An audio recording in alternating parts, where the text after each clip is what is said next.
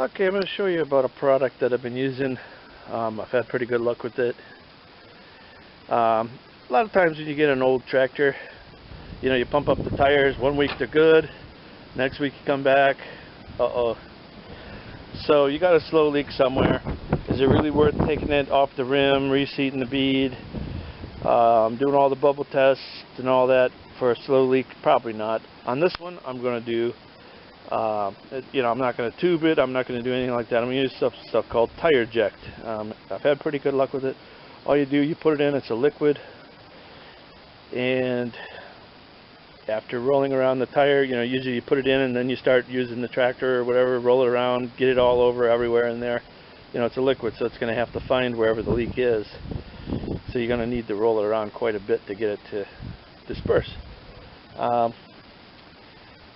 Basically, it's just the easiest way of doing it. The stuff's a little bit expensive, but for the labor you save, you know, trying to dismount the tire, some tires won't even come off. The shaft may be seized on to the inside of the rim. There could be, you know, 50 reasons why this is the best, but what I think is the best is just simple.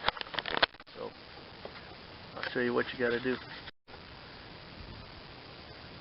Okay, so the Tireject system just consists of the bottle of the sealant. It's got this little injector that you can put it in with, and it comes with a bunch of these red caps, so once you're done, you know that you've already put it in there. It says Tireject on it, so you know. And it comes with this little tool. You might have this already. Just got a flat spot on the end, cut in it, and that's for taking out the valve core. So what we're going to do, take off our cap. In here is a little valve core. That's that little thing that makes the noise when you press it. We got to remove that. So you just put it in there, turn counterclockwise. There's a tool for this specifically, but they give you one in the kit, which is kind of nice. Whatever remaining air was in there, this is the piece you took out. That's the valve core, stem core, I guess you call it. And then on a tire this size, it says use 20 ounces. So we got to shake it up real good. I already did that. Put that down in the Tireject. Don't kink your hose while you're trying to put it up in there. It'd probably be better.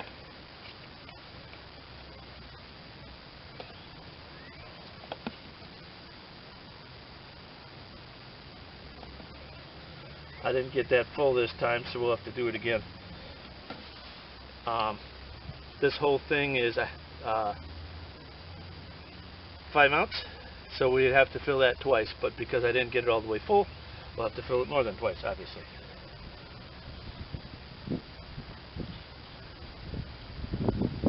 Screw that onto your tire,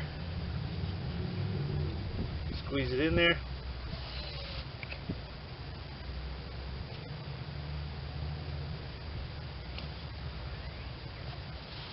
Go back for some more. Try to get it straight this time so I don't have the same problem twice.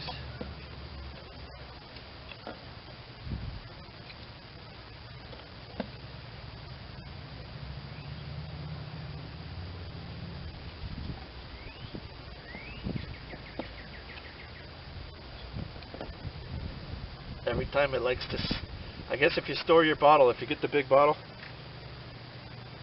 store it with this thing in the straight position so you won't have the same problem I'm having.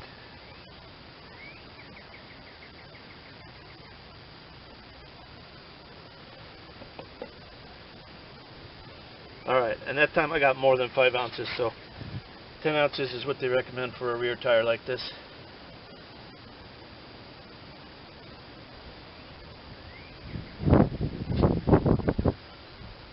Put all that in there, squeeze all that down. Good.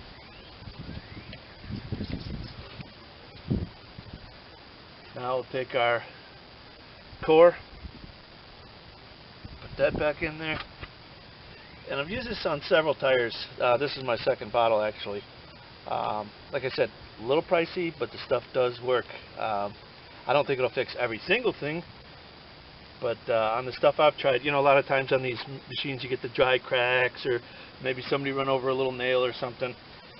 So I'll put the red cap that it came with on there, so I know that I've already treated this one. Of course, I'd probably leave evidence, right?